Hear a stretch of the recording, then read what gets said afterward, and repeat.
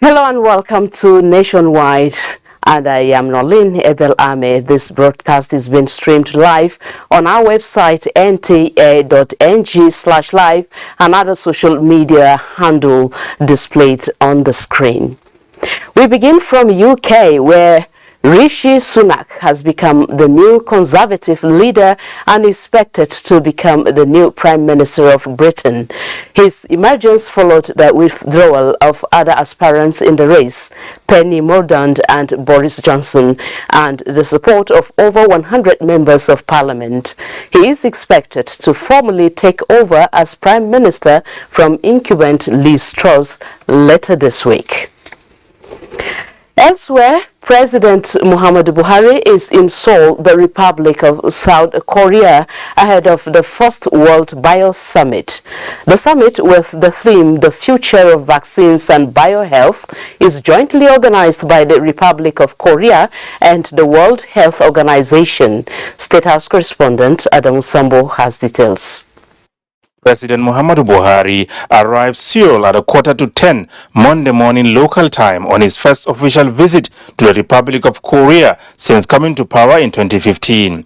He is here to join world leaders, including 4 other African heads of state and government, as well as chief executive officers of global vaccines and biologics companies, to share and shape ideas on global health security, especially the future of vaccines and biohealth. This is part of deliberate attempts towards launching international stage efforts on the nature of creativity and innovation required to contain any future health pandemic. If you recall that when the president, I think it was through an open letter, a broadcast to Nigerians early this year, he said the country was interested in having its own vaccine, producing vaccines. So I believe that his presence at this first World Bio Summit is a continuation of that pledge that Nigeria will get involved in the process of vaccine manufacture. Because when pandemics come, like we saw with COVID, you are the mercy of other countries. But by the time you have got involved in vaccine production, then you can be self-sufficient and you can plan. So I think it's a good one. It's a good one for Nigeria. And one thing about President Buhari is when he has passion for something, he follows it all the way. You see his passion for climate change, and you see how he attends climate change conferences and he follows up on resolutions. See his passion for security, his passion for anti-corruption. The same he has developed for vaccines. Recall also that there were 5 African countries that were selected for vaccine production, and Nigeria was one of them. So they will be assisted by the World Health Organization to develop capacities in vaccine production. On the margins of the summit, President Buhari is scheduled to hold talks with the Korean leader Yoon Suk-yeol and the chief executive officers of Korean major companies. The expectations is that there will be collaboration between Nigeria and them. They have capacities. South Korea has capacities in different ways which Nigeria may not have. So there's nothing wrong in collaborating with them. And then those companies, the corporations, will also be invited to come and establish and invest in Nigeria. Nigeria has a lot of potentials. One of the drawbacks we have is the security issue, which is being tackled now. As soon as that becomes a thing of the past, you see a lot more international organizations coming into the country. Before leaving Korea on Thursday, the president will grant audience to African ambassadors and Nigerians in the Asian country, as well as undertake a guided tour of the country's power industry. From Seoul, South Korea, Adamu Sambu, NTA News. Meanwhile, President Muhammadu Buhari has congratulated the Chinese leader, President Xi Jinping, on historic election to a third term as the leader of the Communist Party of China. In a statement signed by Senior Special Assistant to the President on Media and Publicity, Garba Shehu, President Buhari noted that his re-election would pave the way for deeper and enduring partnership and strategic cooperation that will be mutually beneficial to the two countries. Back home, the Nigerian Governors Forum has pleaded support to the Human Rights Fund as provided in Section 15 of the Nigerian Human Rights Commission Act as amended. Chairman of the Nigerian Governors Forum and Governor of Sokoto State, Aminu Waziri Tambuwal, made this known when he received board members of the National Human Rights Commission on a partnership on issues concerning the commission. Believe in developing our institutions, and there is no better way to develop our democratic institutions than by ensuring that they have their independence in every sense of the word, not just on paper, but even in terms of funding and in terms of non-interference from government in the activities of institutions like yours. So we are ready to continue to partner with you. The partnership has been there. The only addition possibly is that we strive to work together with you towards realization of the fund as prescribed by Section 15 of the Act. The funds realized will be paid into a dedicated account to be used for the purposes prescribed in the Act and will accommodate and respect requests by donors on how funds donated may be utilized within the law. The collaboration between the Nigerian Governors Forum and the National Human Rights Commission seeks to checkmate all forms of human rights abuses in Nigeria. Now, building back together for peace and prosperity is the direction the United Nations is looking as it marks the 2022 United Nations Day. Adebola Brucelin was at the UN House Abuja, where the global body exhibited some of its work in support of the government and people of Nigeria. The permanent representative of Nigeria was admitted as a member state of the United Nations on the 7th of October 1960. The United Nations system in Nigeria, consisting of 19 resident and 4 non-resident entities, has been a supporter of and trusted partner in the development aspirations of the country. Partnership for peace, prosperity and celebrating the day, analysts say, offers an opportunity to amplify a common agenda and reaffirm the purposes and principles of the UN Charter, which have guided the global body in the past 77 years. 2030 agenda is our shared roadmap for meeting and achieving the developmental aspirations of Nigerian people, while also reinforcing the ideal and values of the UN Charter. Renewal of hope and conviction in what humanity can achieve when they work together as one in global solidarity is the clarion call. We need to revive our commitment to work around health, well-being, and address persisting challenges such as security challenges, but also challenges brought about by the COVID-19 and other emergencies. I want in Nigeria that children can go to school, quality education, that will be free of insurgency, and you can walk around and you know, without fear. Member states are of the view that the UN system is a product of hope, which will move beyond global conflicts to global cooperation. From the UN House in Abuja, Adebola Brucelin, NTA News. Thank you, Adebola.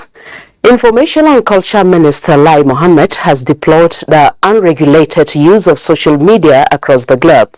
The minister stated this while welcoming delegates to the 2022 UNESCO Global Media and Information Literacy Week holding in Abuja.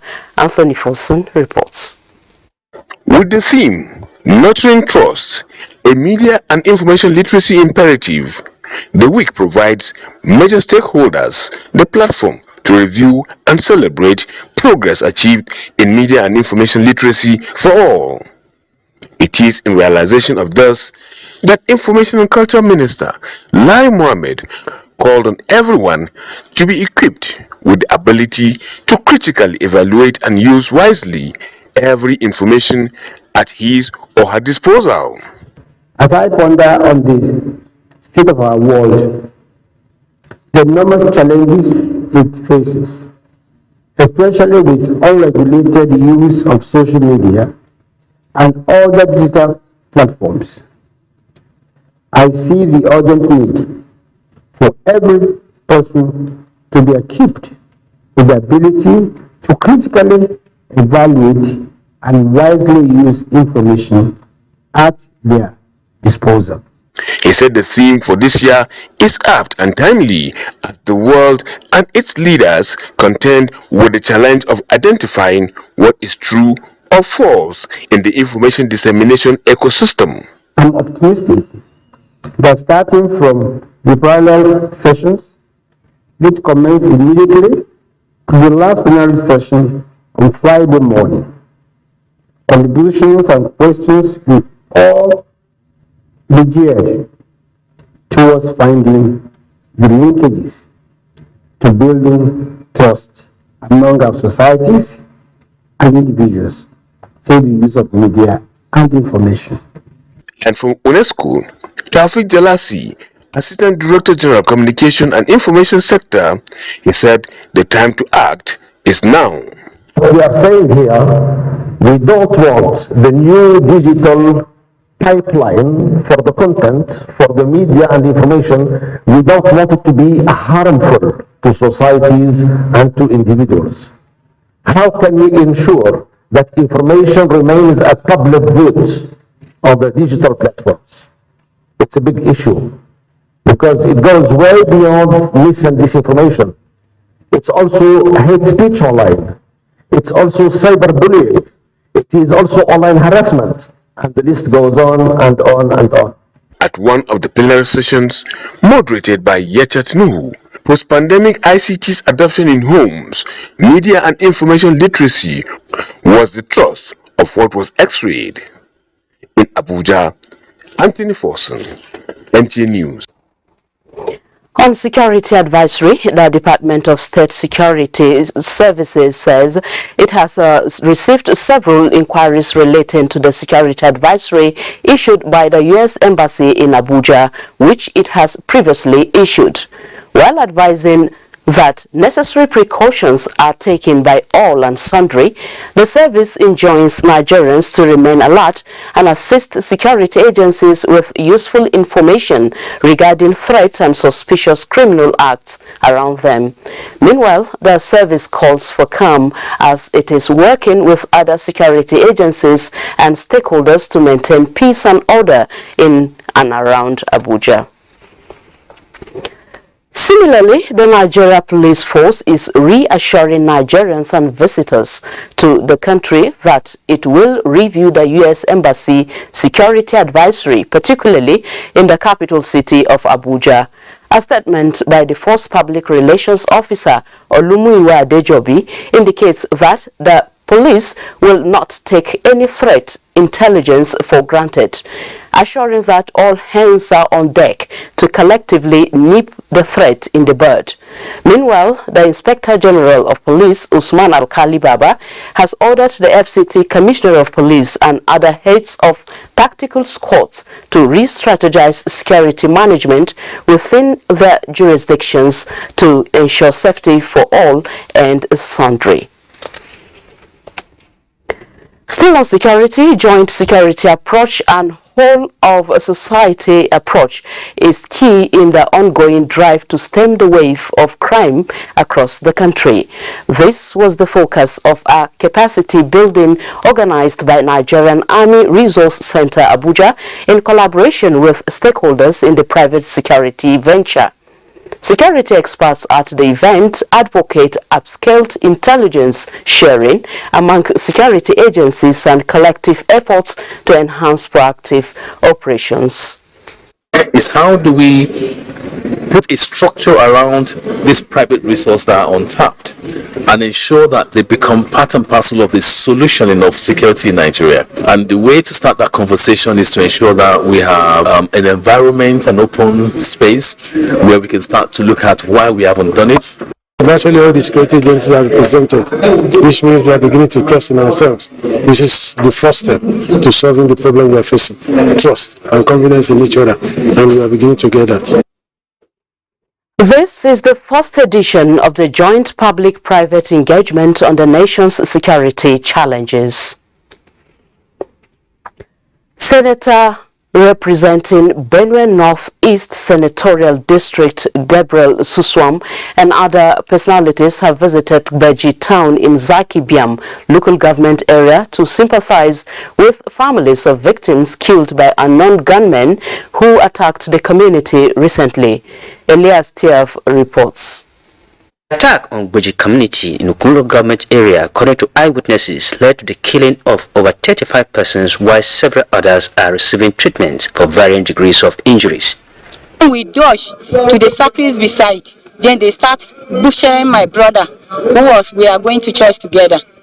They killed about 9 of my brothers, a family. Yes, I was there. Senator Gabriel Suswam, in company of the delegation of the state government, who were on the spot assessment of the aftermath of the incident, condemned the persistent attacks on communities in his constituency.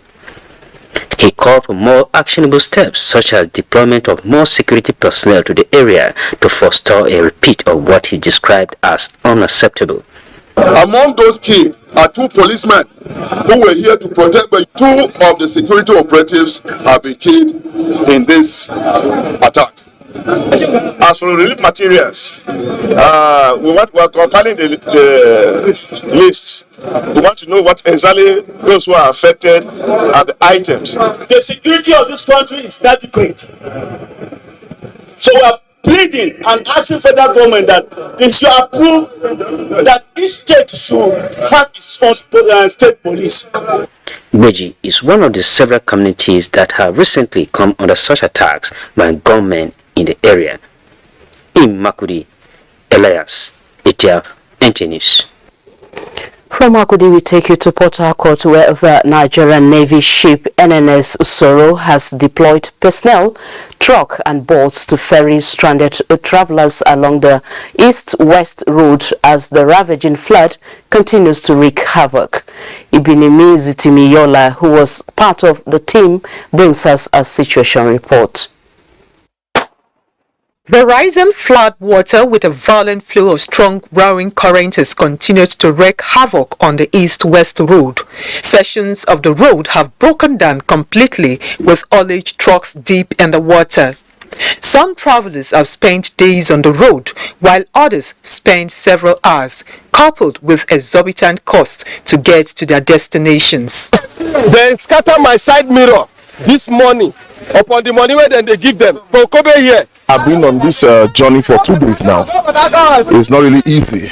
In response to national emergency, the Nigerian Navy ship NNS Soro deployed personnel, truck and boats to ferry stranded travelers and provide medical assistance. At Ike, the boundary between whether west and whether east, the travelers were being conveyed by the Nigerian Navy somewhere from Mbiama to this point, where they were provided with a boat so that they can get to their destination. I'm so grateful to Navy. If it's not them, maybe I will not be here right now. The levy there make God bless them well because I wish not be there for no reach here. Because many people they fear to enter the road. No other military parastatal or is there except Navy. And I commend them so well because they go out of their way financing themselves to help citizens. The Navy personnel also dismantled barricades erected by some youths to extort money from travelers. attacking and harassing drivers, extorting money from them. We raised the alarm, and I'm glad that the security operatives are up to their task. Executive Officer NNS Soro, Commander Ifeanyi Chukwu Charles Mabiuku, says it is a service to humanity. We have been deployed here in the past 5 days, conducting ferry operations and humanitarian services for commuters who are stranded here. We move them from Yenagoa to Port Harcourt and from Port Harcourt to Yenagoa. And this same operation is also being replicated at the fringes of Patani. Commander Mabiuku promised the Navy's continuous support during these trying times. Ebinimi Zitemiola, NTA News.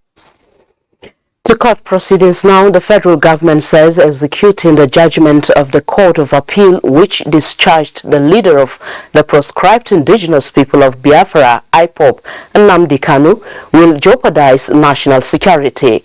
This was the key prayer in the application for stay of execution filed before the Court of Appeal. Judicial correspondent Austin Aibe reports. On the 13th of October 2022, the Court of Appeal discharged Nnamdi Kanu, faulting the process for his extradition to Nigeria after his arrest in Kenya. The judgment was not accepted by the federal government, prompting an appeal at the Supreme Court and asking the Court of Appeal to make an order for stay of execution.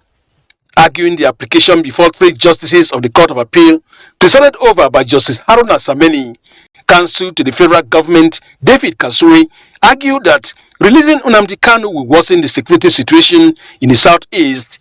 Besides, he had jumped bail before and stands to do same if released.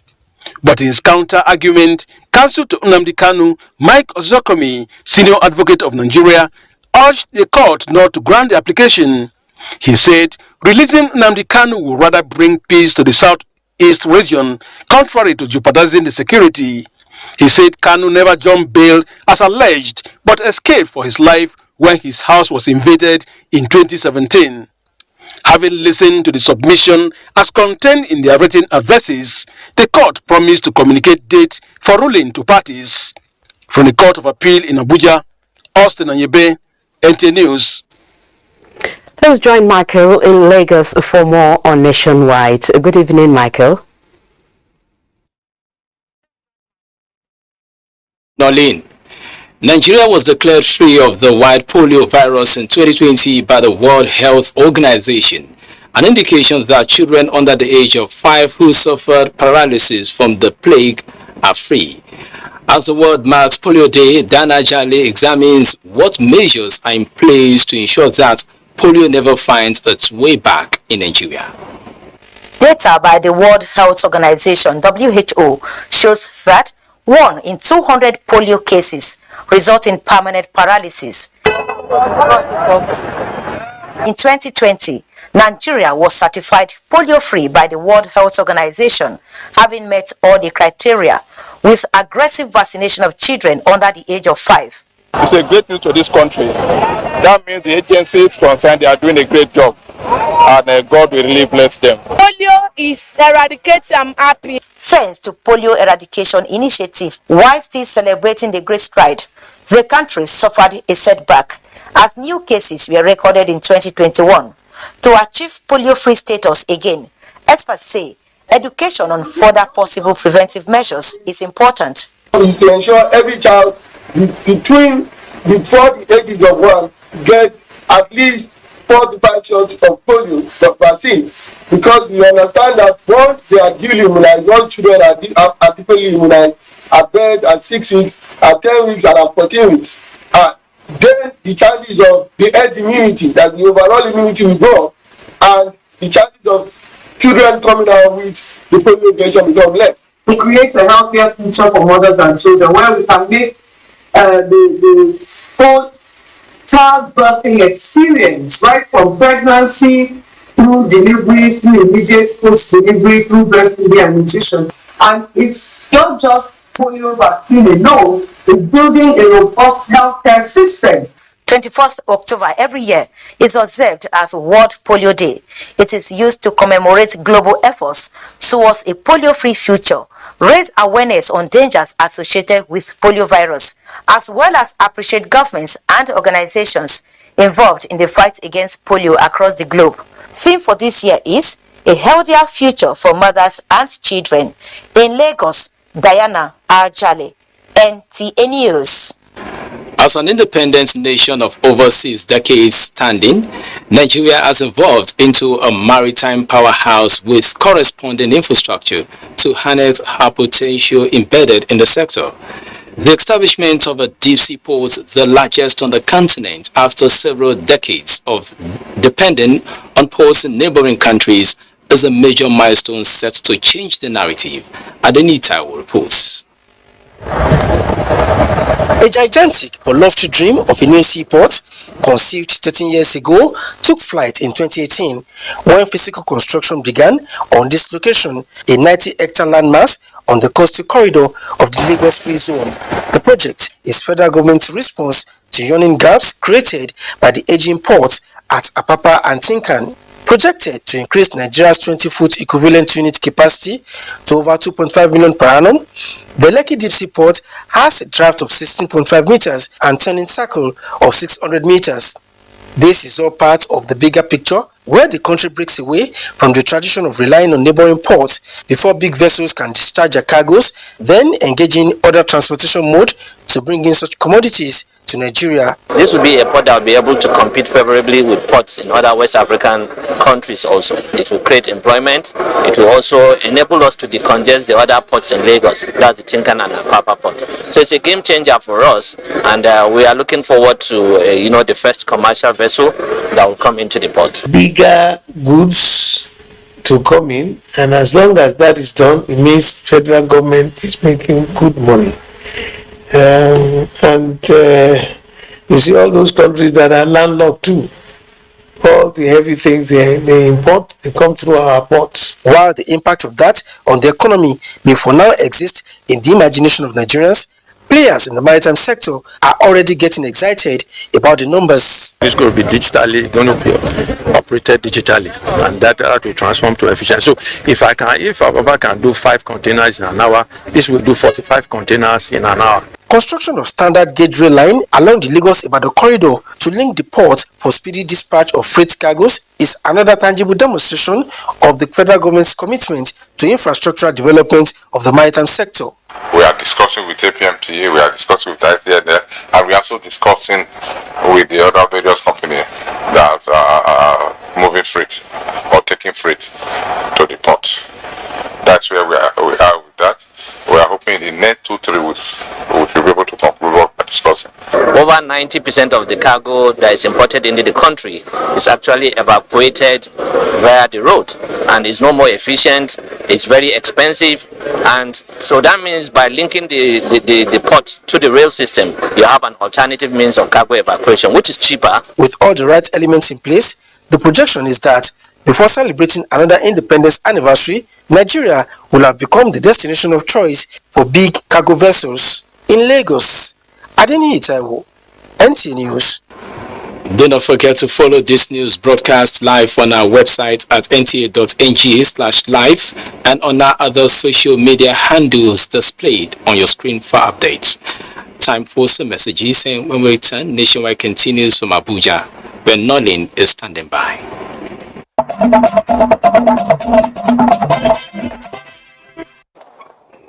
Welcome back to Abuja on Nationwide.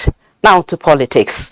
The All Progressives Congress APC says its presidential candidate Bola Ahmed Tinubu is committed to consolidating and improving on the legacies of President Muhammadu Buhari.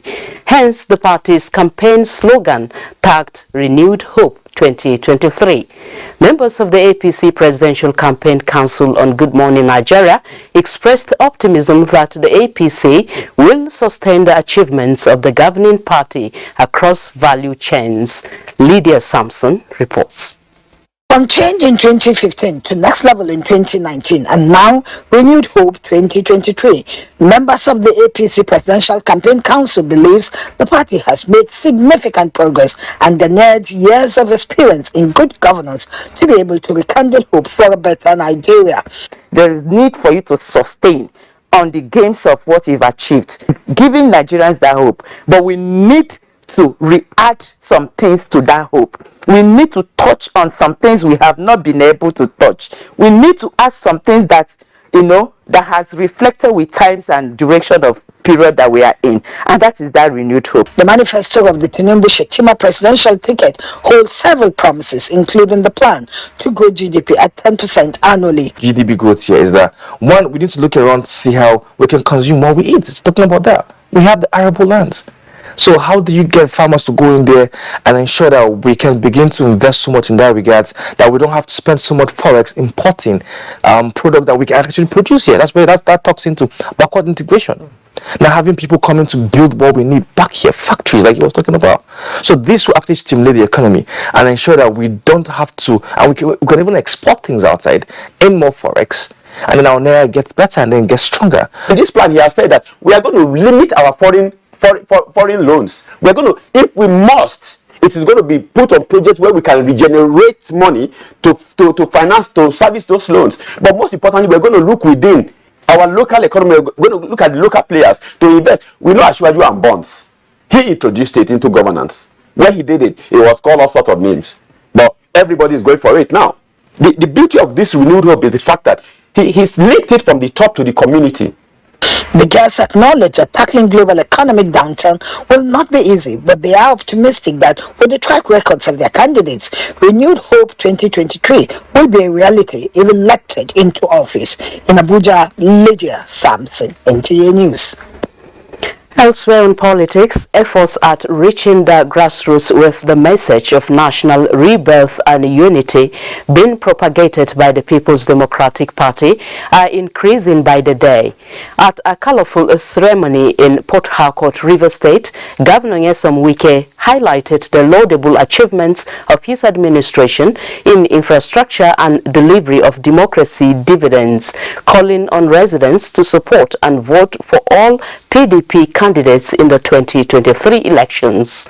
This was at the inauguration of the Rivers State PDP Campaign Council. We are going to them and say, look, the people of Tai, we told you we are going to do this. Have we not done it? They will say we have done it. We told Gokana we are going to do this. Have we done it? They say we have done it.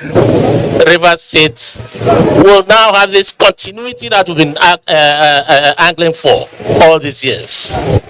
This team, yes, there may be many, but they have one mind, the mind of the New Rivers Vision philosophy. As Ebonyi State joins 27 other states to elect a new governor to continue the march towards socio-economic development, a coalition of frontline governorship candidates of the state are raising concerns over security challenges capable of endangering the polity ahead of the polls. Members of the coalition, including the People's Democratic Party, Labour Party, Action Alliance and the All Progressives Grand Alliance governorship candidates, are working out modalities to ensure peaceful election. They are calling on the leaders of the National Peace Committee to consider the necessity of administering oath of good conduct and non-violence on all those contesting for elective positions in Ebonyi State. They view the evolving necessary containment measures ahead of the 2023 polls in the state. We appeal to all our supporters to remain calm and not take the law into their hands. The four governorship candidates met in Abuja to discuss further ways of assisting relevant authorities towards the conduct of the elections. Still on 2023 general elections, women are forming a common front to wrestle political power with their male counterparts in the 2023 general elections. Mayor Ogidi reports that female politicians under the platform of Womanifesto are already holding a conference in Abuja on how to work out modalities to achieve this. A lot of manifestos that is weakening the status of women in politics and leadership and depriving them of relevant role models. That we have capacity is not in doubt. That we can do it is not in doubt. But what is it? What has gone wrong? What is it that over in 60 years we've not been able to shape it? In the next election, except something drastic happens, we may not have as many women as we have ever had. And we're looking at how to have a corruption-free election. There's no rigging, there's no vote buying, there's no use of violence to stop one's opponents. It's a central part of democracy. For the women, we really need to support them because, of course, again, the women are the lower rung of society. They are the ones who are not empowered. They are the ones who don't have money. The men, by the structure of our society, a patriarchal society, they are more financially buoyant. So women are going to face them in this game. And if we want to make decisions for ourselves, we should make decisions not based on ethnicity, not based on religion, and not based on the issues that divide us, but we can look at the manifesto of candidates to see which is going to be inclusive, which is going to bring power back to the local government, because the women are at the local government level. Away from politics to safety on our roads now, the Federal Road Safety Corps, FRSC, has flagged off the 2022 Ember Month safety campaigns, reminding road users to avoid overspeeding and adhere strictly to safety protocols to arrive their destinations safely. Kinsley Amajiri reports. The end of the year period referred to as Ember Month, known for celebration, usually records increased vehicular movement. To ensure the safety of passengers and motorists on the roads, this campaign is a reminder by the Federal Road Safety Corps to motorists to ensure that they avoid overspeeding, overloading, and use safe tires. The Corps says it will sanction the use of phones while driving, speed limit violation, driving against traffic, calling on road users to ensure that their vehicles are in good condition before embarking on a journey. We must, as from now on, develop positive attitudinal change to reflect acceptable road safety culture and to applying common sense driving. The FRSC noted that it is deploying 27 tow trucks, 83 motorbikes, and 800 patrol vehicles, among others, across Nigeria to ensure that the roads are safe and timely respond to road traffic issues. This flag up campaign is timely because drinking and driving, overloading of vehicles, use of phones while driving and driving against traffic, among others, pose threat to life and property of all road users, as well as election campaigns have commenced. Rivers State government is pleased with the step taken by the Federal Road Safety Corps authorities and enjoined all road users to adhere strictly to safety protocols while driving on the roads.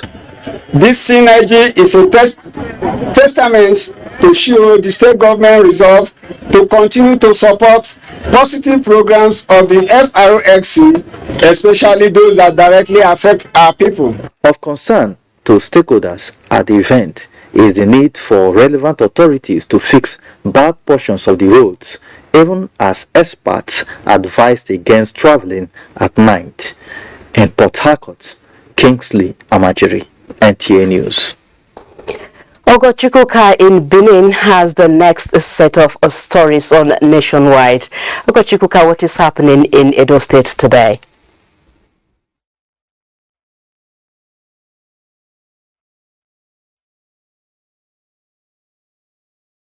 Thank you very much, Nolin. Welcome to Benin, Edo State.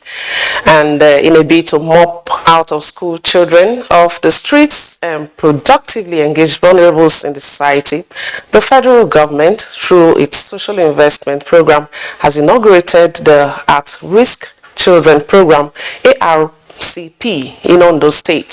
Special advisor to the President on Social Investment, Miriam Weiss, inaugurated the Ondo State Project Advisory Committee with wife of the State Governor, Betty Anyanwu Akeredolu, as chairperson.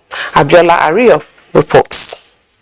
The federal government's At-Risk Children Program, ACP, in collaboration with Ondo State government, seeks support for vulnerable and at-risk children and youths by providing so-called for young people below age 24. It's also important to check even for those who don't have space. It's important, I have found in many places, that what attracts a lot of parents, especially in rural areas, is to have combined skills with education.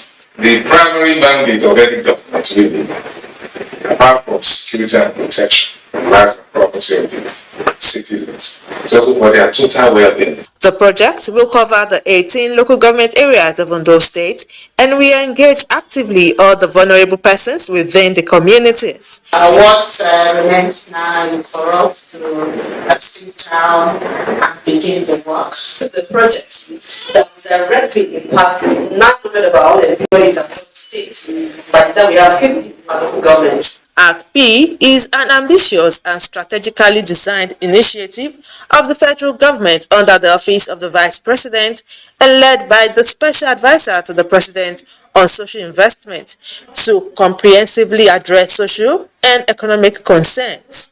In Akure, Abiola Ariyo, NTA News. And in a related development, widows of police officers who lost their life in their line of duty and the underprivileged women in the police community in Edo Command have been empowered under the empowerment scheme of the wife of the Inspector General of Police, Hajia Hajara Alkali Usman Baba. Goodluck Enaini reports that each of the beneficiaries went home with food items and a grinding machine. Aishatu Mohammed, Burundi Kairabo, and Hawa Salisu found themselves in their present situation when their husbands met their untimely death while defending their fatherland, and this led to their inability to make ends meet. This gathering is geared towards ameliorating their plight via the empowerment scheme initiated by the wife of the IGP. Power in Edo Command is indeed grateful to our dear, amiable National President, Hajia Usman Baba Alkali, for setting the pace in this effort of putting smiles in the faces of widows and PWA. 36 beneficiaries comprising 18 widows and 18 less privileged members of the Police Wives Association were presented some items. The thing that they give us, I'm happy over it. The engines are given to me, I'm grateful. This is the first in a time that we have had in Edo State. They are so privileged to have this happening. She have done well. Earlier, the wife of the outgoing Commissioner of Police presented an award of excellence to the former Police Public Relations Officer of the command, Cottons Bello, for supporting power in the discharge of its duties. I less expected it, but this comes because of dedication to duty. In Benin, Goodluck Enaini, NTA News. A break is now. The news will continue from Abuja thereafter. Please stay tuned. The Nigerian electoral system is seemingly simple, yet may be complicated for some. It's for them to come and tell us what they have. Running an election is equivalent to what? A job application. I want them to identify the issues that may plaguing the common Nigerians. PDP should focus on PDP and APC should focus on APC. Let's show you what an election is all about, as Nigerians pick the next president, governors and legislators. We interrogate their plans, question the rationale and review the prospects. Join us, the ballot.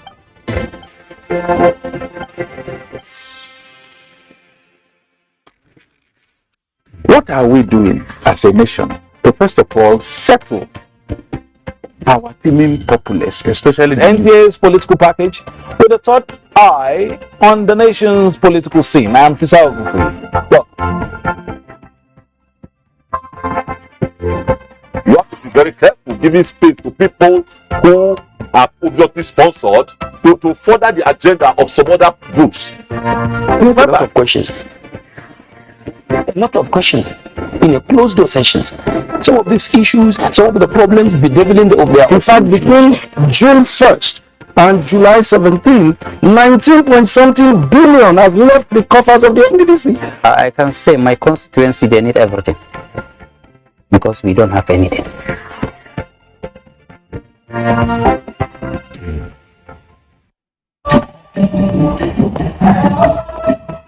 The 35th National Festival of Arts and Culture, Ekona Fest 2022, with the theme Culture and Peaceful Coexistence, holds from Monday the 7th to Sunday 13th November 2022 at the National Stadium, National Institute for Sports, Lagos State.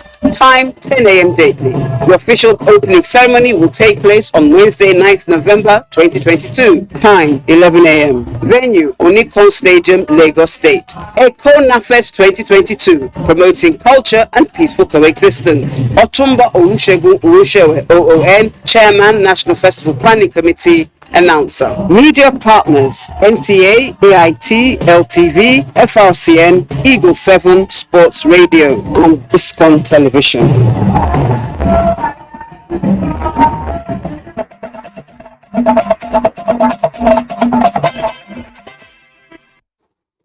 Thank you for staying with us on Nationwide. Contributors to the National Pension Scheme have been asked to synchronize their documents before their due retirement date, as this will go a long way in eliminating delays in accessing pension by the retirees. Jide Alo, Head Investment Management at the Stanbic IBTC Pension Managers Limited, who gave the advice on Good Morning Nigeria, says pensioners whose documents are properly aligned are sure to get their pension 15th of every month. He urged contributors to ensure their accounts are properly captured.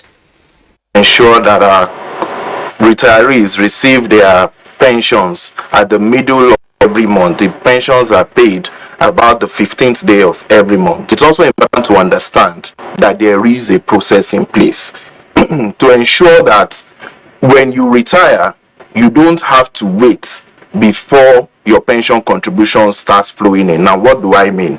For instance, we ensure that we hold pre-retirement seminars. For people who are about 2 years to retirement, there will be seminars across the nation to ensure that we educate them on the documents they need to present, ensuring that their accounts are properly updated. For instance, there's an ongoing process across the industry which is called data recapture, which aims to ensure that all pension fund administrators have the right records of the contributors on file. He says contributors can easily align their data to national identity number from the comfort of their home. A link on the Stanbic IBTC website. As part of efforts towards enhancing knowledge and administrative procedures in delivering federal government's agenda as enshrined in the National Development Plan 2021 to 2025, the Federal Ministry of Labor and Employment is engaging management staff of the ministry, its parastatals and agencies for a leadership and management retreat at the National Institute for Policy and Strategic Studies, Kuru. India Yang reports. The retreat intends to harness prospects and address challenges towards evolving a common vision that will propel the ministry to re-strategize for efficient and effective service delivery in tandem with the core mandates and values. Most of us actually have expectations that we would come out of this retreat being a better working team. Better informed, participants, and that will be able to make a difference in the labor sector. The Minister of Labour and Employment, represented by the Permanent Secretary, Kachalom Daju, says the retreat will position the ministry and her agency in breaking communication barriers and building a team that is strategic. What next for the ministry is for us to ensure that the mandate of the ministry aligns with the National Development Plan, so that the different sectors of government will give to the citizens what belongs to them. The Director General NIPS, Professor Ayo Omotayo, emphasizes the need for creative energy towards better productivity so as to put Nigeria on the path of sustainable growth and development. we are going to deliver on our mandate as NIFs, we have to be at the forefront of change. The 3-day retreat is expected to x-ray policy, legal, and institutional framework for labor and employment towards a novel agenda for the Federal Ministry of Labor and Employment, amongst others. In Jos, Ndenyan, and the Abuja, NTA News. In conformity with global best practices on infrastructure governance structure, the federal government has inaugurated the Technical Working Group (TWG) of the National Council on Infrastructure for efficient and effective implementation of the reviewed National Integrated Infrastructure Master Plan. Nneka Oko reports that while the council is to provide policy direction on infrastructure matters, drive the creation and sustenance of the expected linkages between the public and private sector, the Technical Working Group is expected to provide guidance on infrastructure-related matters. The present administration of President Muhammadu Buhari, GCFR, has demonstrated strong commitment in addressing the infrastructure gaps across the country by ensuring consistent budgetary allocations for capital projects at 30% in the annual budget. And to this effect, the national infrastructure stock has increased from 25% in 2014 to no less than 35% in 2020. Also, public investment in both core and non-core infrastructure has substantially increased. However, there is a need to do more, which has necessitated the inauguration of the National Council on Infrastructure along with its Technical Working Group. Please join our sports desk for update.